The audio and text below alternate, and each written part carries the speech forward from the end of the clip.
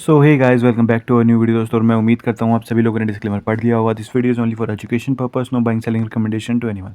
चलिए शुरू करते हैं दोस्तों। आज के जिस शेयर की हम बात करने वाले हैं उसका नाम है रतन इंडिया। आज हम इसकी पूरी एनालिसिस करेंगे, टेक्निकल, फंडामेंटल और सारी चीज़ें देखेंगे, न्यूज़ कवर करेंगे दोस्तों।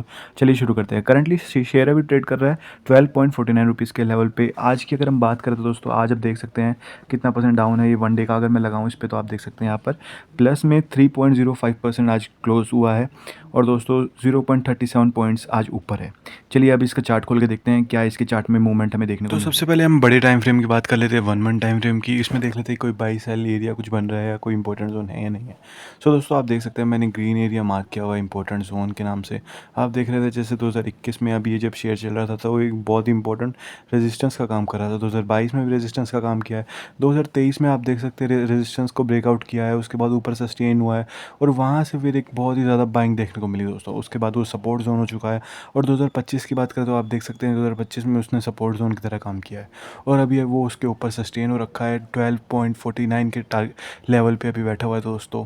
सो 1 मंथ के हिसाब से आप इंपॉर्टेंट जोन देख सकते हैं। 9 के आसपास जो है बहुत ही इंपॉर्टेंट और बहुत ही ज़्यादा बायर का जोन है अभी के लिए। वनडे के हिसाब से आप लोग देख सकते हैं दोस्तों शेयर बहुत ही ज़्यादा डाउन आ चुका है। अभी करंटली एक जोन में ट्रेड कर रहा है तो अभी इस जोन को या तो ब्रेकआउट देगा या ब्रेकडाउन देगा दोस्तों।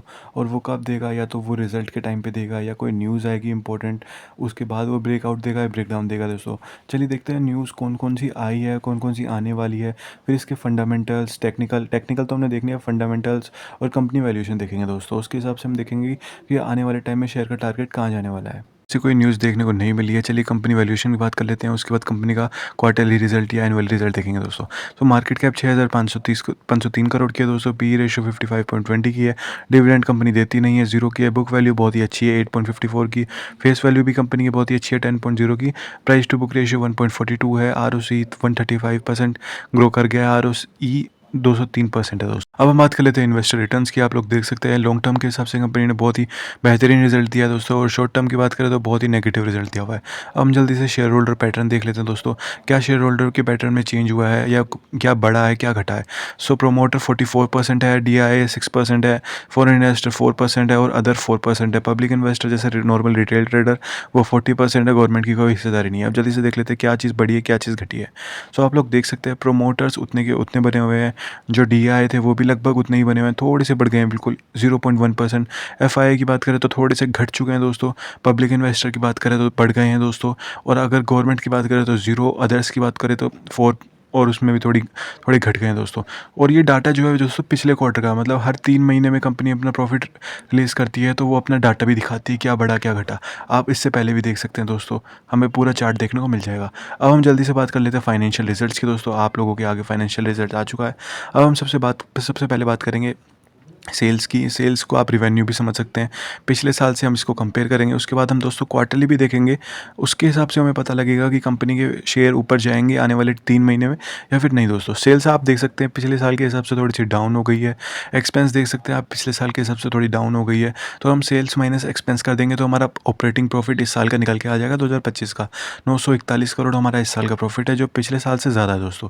सो ये एक गुड न्यूज़ है। अब मार्जिन की बात कर लेंगे, ओपीएम परसेंट देख लेते हैं, इसको मार्जिन बोलते हैं। सो पिछली बार के हिसाब से थोड़ा कम हुआ है बट 18 हमारा मार्जिन है। अब हम अदर इनकम की बात कर लेते हैं। अदर इनकम आप लोग देख सकते हैं 357, मतलब अदर सोर्सेज से इनकम जो हुई है वो पिछली बार से ज़्यादा हुई है दोस्तों, ये बहुत अच्छी बात है।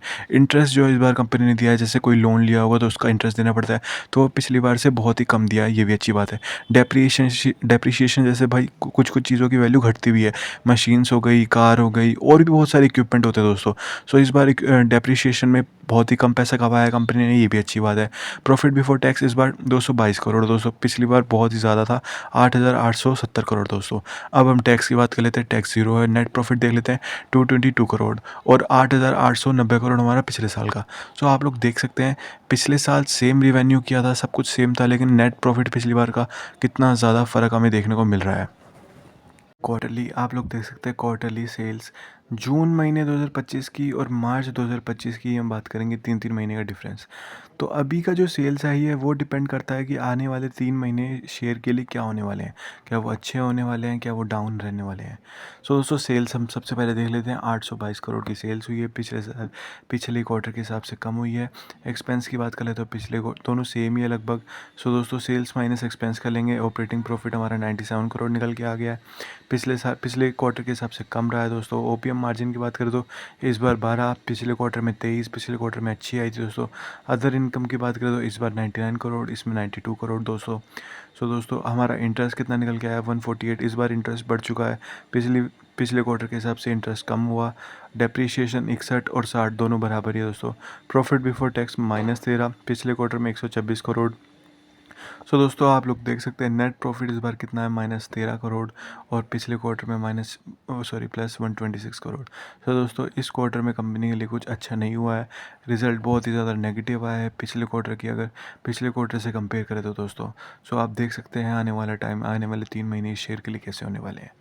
सो दोस्तों please like, share and subscribe my video. और दोस्तों मैं आपको डिस्क्लेमर दोबारा रिपीट कर देता हूँ, this video is only for education purpose, no buying and selling recommendation to anyone.